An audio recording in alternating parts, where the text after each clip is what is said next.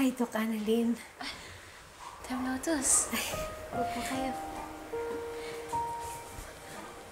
Mabuti, pumayag silang dalawin mo ko kahit na hindi pa ako dapat makalabas ng Bartolina.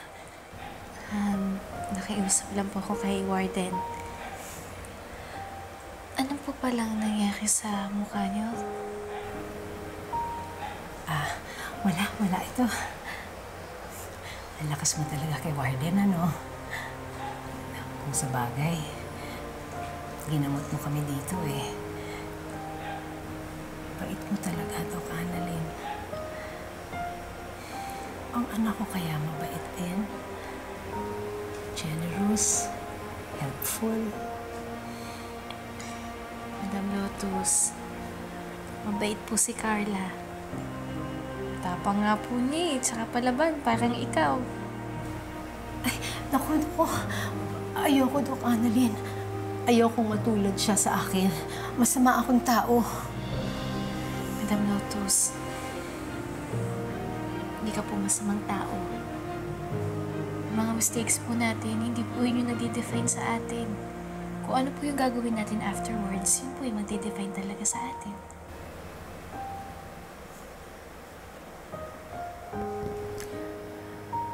I'm so sorry sa nagawa ko sa'yo.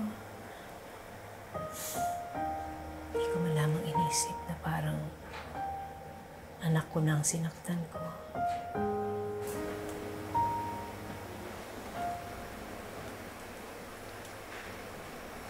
Kalimutan na po natin yan. Doc Annalyn, alam ko, matatagalan bago ko makita si Carla. Kaya kung okay lang, pwede ba ako makiusap? Sabihin mo sa kanya na I'm very, very sorry. Na-miss ko na siya. At mahal ko siya. Please. Alam niyo, sa tingin ko po, mas matutuwa si Carla na marinig po yan galing sa inyo. Kaya, ba't hindi na lang po kayo yung magsabi sa kanya? Paano mangyayari yun?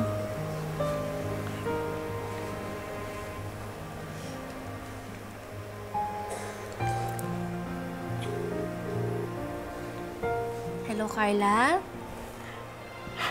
May gustong kumausap sa'yo.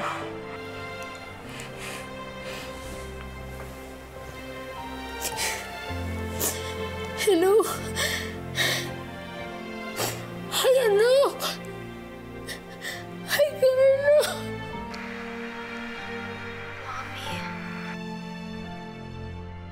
Miss Giselle, maraming salamat po sa ginawa niyo kay Carla. Maraming salamat po sa ginawa niyo sa amin. Lumalaki pa naman yung running bill namin. Ay, with all due respect, Miss Minda, I think you should consider allowing Carla to see her mother. So yun pala ang kapalit ng pag-waive niyo ng hospitalization fee si Carla. So ni-request ba yan ng mami niya sa'yo? Hindi naman po.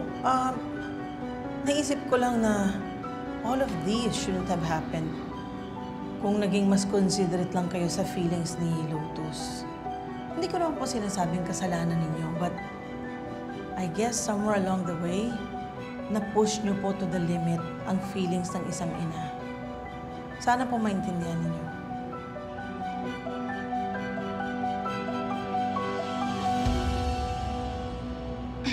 Giselle, did I hear it right? Sasagutin ng Apex ang lahat ng gastos para sa anak ni Lotus. Well, that's the least I could do. I just really wanted to help them. But you know what, Eric? I'm still curious. Paano nalaman ni Lotus na natuloy yung operasyon ng anak niya? I mean, that whole incident almost cost Annalyn's life. Not only Annalyn's life, ng buong pamilya ko. Giselle, huwag na natin isipin yun. Ang importante, everything's under control.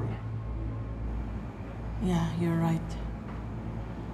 Well, I gotta go.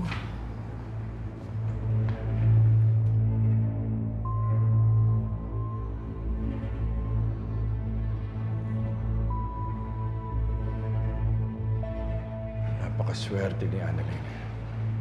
All odds against her. Pero nakakalusot pa rin.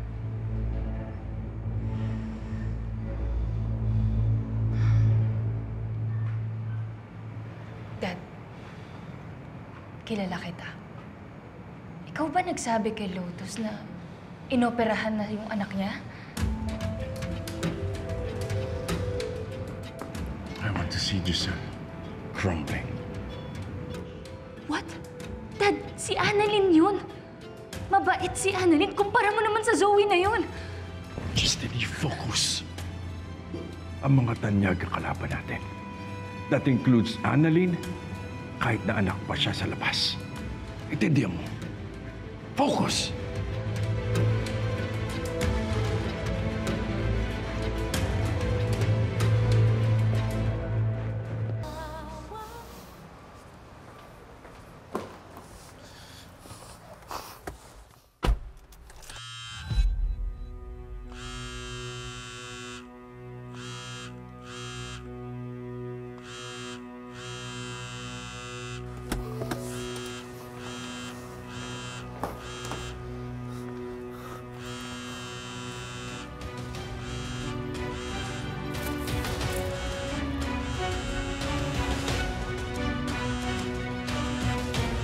Una rin to, ah.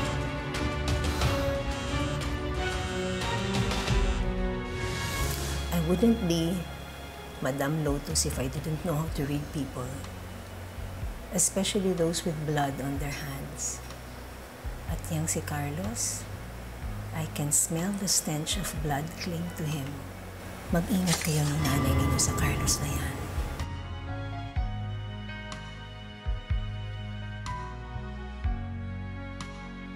Tao! Tao, pre! Tulong! May tao! Kuya Boy pa to. Humingi kayong tulong.